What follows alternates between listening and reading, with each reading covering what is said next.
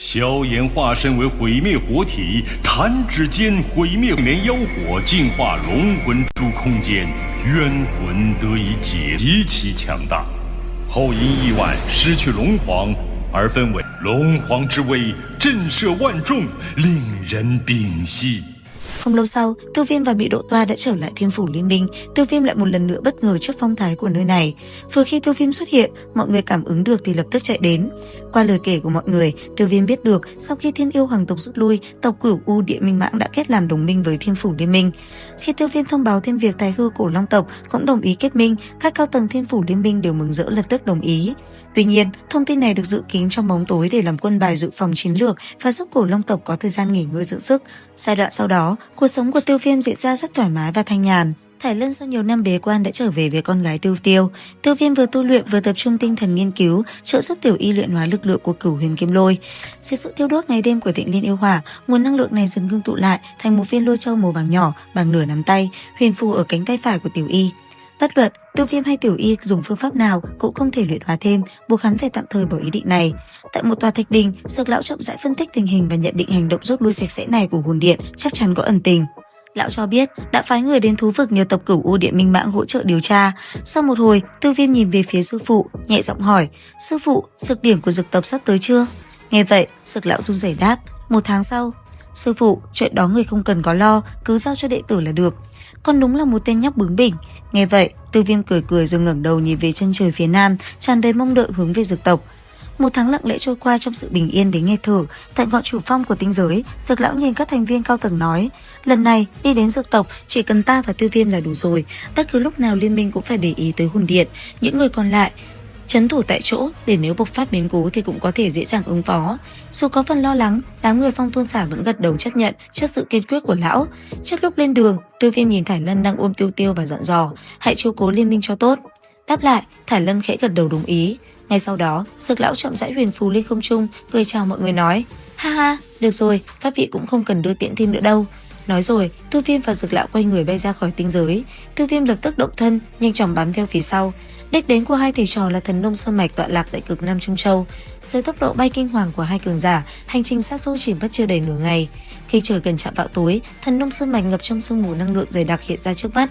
Thấy thế, Tiêu Viêm không tiếc lời khen ngợi nói: "Thiên địa năng lượng thật là nồng đậm, không ngờ dược tộc này lại chiếm cứ được một địa phương tốt như thế."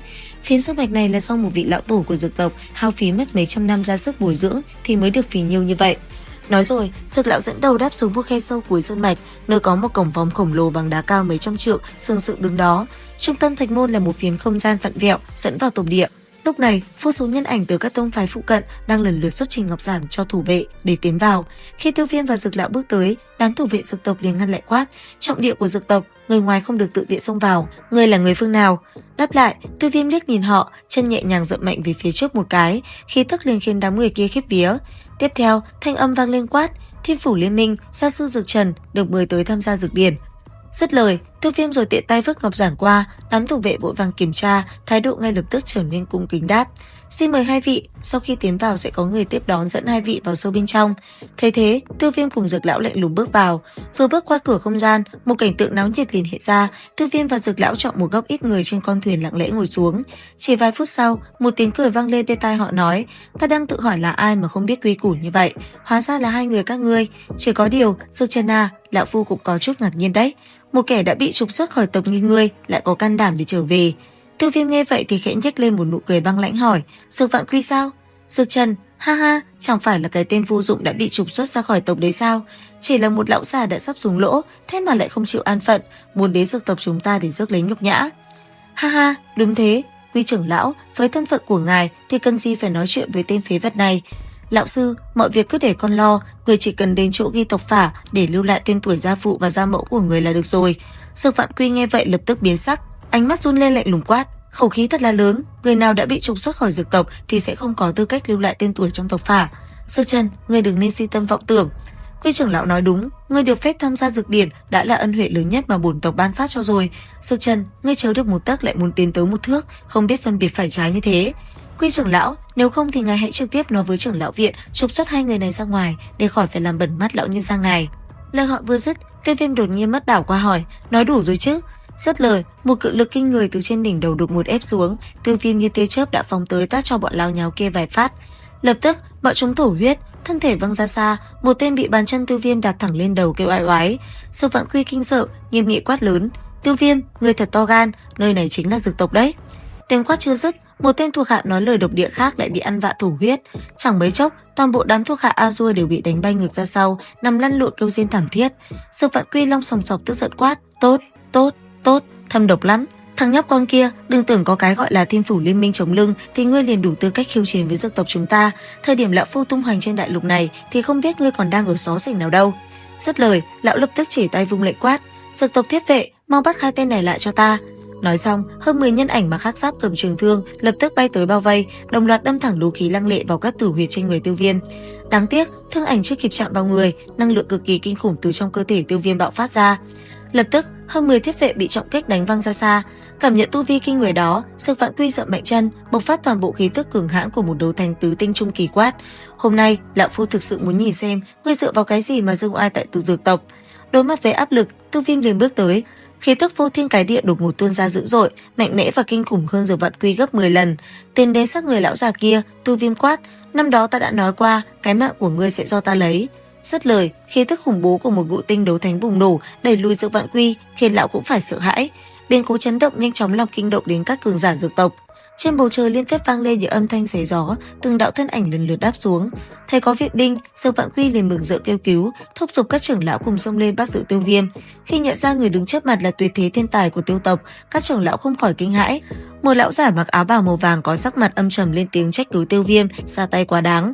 Đối mặt với vòng vây của đám đông trên không trung, Tiêu Viêm vẫn thản nhiên cười nhạt đáp: "Kính trọng người thì người sẽ kính trọng lại, vũ nhục người thì sẽ bị người vũ nhục lại." Nói rồi, hắn khóa chặt ánh mắt băng lãnh vào Sở Vạn Quy, ép lão phải xin lỗi Dược lão. Dù một trưởng lão khác lên tiếng muốn hai bên nhường nhau một bước, Tiêu Viêm vẫn chậm rãi lắc đầu. Hắn hiểu rõ, đối phó với sự hung hăng ngạo mạn của đám người này, biện pháp duy nhất là dùng vũ lực mạnh mẽ để trấn nhiếp. Hắn nhàn nhạt tuyên bố, nếu ngươi đã không muốn xin lỗi, vậy thì ta đành phải ra tay thôi. Dứt lời, thân hình Tiêu Viêm hóa thành một tia sáng, lao thẳng về phía Sở Vạn Quy. Khi đám trưởng lão gầm lên, định nhúng tay can thiệp, một đạo quang mang màu hồng phấn đột ngột bạo xuất từ cơ thể Tiêu Viêm, hóa thành hỏa anh tiểu y huyền phao trên không trung. Tiểu y há miệng phun ra ngọn hỏa diễm tịnh liên yêu hỏa, mang lực lượng hủy diệt cuồng bạo, bức lui toàn bộ các trưởng lão dược tộc trong sự kinh hoàng. Mượn khoảng trống đó, Tiêu Viêm như quỷ mị áp sát Sở Vạn Quy, lạnh lùng xuất ra một chỉ. Đúng lúc ngàn cân treo sợi tóc, một âm thanh già nua vang dội khắp vùng trời. Một cụm hỏa vân cuồng bạo lao xuống từ đỉnh núi, hiển lộ ra một lão giả tóc đỏ có thực lực lục tinh đấu thánh, Vạn Hỏa trưởng lão. Vừa tới, Vạn Hỏa trưởng lão đã xuất ra chỉ phong lăng lệ, vẫn hung hăng điểm tới. Để phối hợp, Sở Vạn Quy gầm lên, vận hành chiêu thức khô vinh trưởng, một bàn tay khô héo mang kình phong quỷ dị lao đến Tiêu Viêm. Tuy nhiên, ngay khi vừa va chạm, toàn bộ kình phong của lão ta lập tức tan rã. Một tiếng phanh vang lên, lòng bàn tay Sở Vạn Quy bị đâm thủng một lỗ, thân hình bị chấn bay lùi lại phía sau đến mấy trăm trượng. Nhục nhã, hai mắt Sở Vạn Quy đỏ sọc, lão gầm lên liều mạng, lao đến một đòn toàn lực công kích Tiêu Viêm. Thế nhưng đáng tiếc, Tiêu Viêm vung tay, một bàn tay đã nhanh như chớp lao tới bóp chặt lấy cổ Sở Vạn Quy. Chứng kiến cảnh tượng đó, Vạn Hỏa trưởng lão đang lướt tới liền nổi dữ gầm lên. Lão lập tức ngưng tụ hỏa hồng đấu khí thành một cây hỏa diễm trường mâu khổng lồ dài trăm trượng, hung hăng phóng thẳng về phía Tiêu Viêm. Tiêu Viêm dậm mạnh chân xuống đất, dựng lên một cột nham thạch mấy trăm trượng đánh nát bấy cự mâu. Ngay khi cự mâu vỡ vụn, Vạn Hỏa trưởng lão đã áp sát và tung ra một chưởng mang theo dao động không gian đáng sợ lao đến. Thế nhưng Tiêu Viêm cũng mạnh mẽ ngạnh kháng cứng đối cứng. Cú va chạm kịch liệt sinh ra luồng kình phong vô hình, làm giãn nước khắp quảng trường, đẩy lui cả Tiêu Viêm và Vạn Hỏa trưởng lão về sau hai bước. Ngay sau thế cân bằng đó, Tiêu Viêm không thèm để ý đến. Xung quanh, bàn tay khẽ tăng lực bóp chặt lấy yết hầu Sở Vạn Quy. Trước ánh mắt run rẩy của toàn bộ đám đông có mặt tại quảng trường, Sở Vạn Quy chỉ còn biết giãy giụa hoảng sợ trong vô vọng. Và liệu rằng tập 205 sẽ còn gì hấp dẫn? Theo dõi kênh YouTube Review 5 phút để biết thêm chi tiết các bạn nhé. Xin chào và hẹn gặp lại.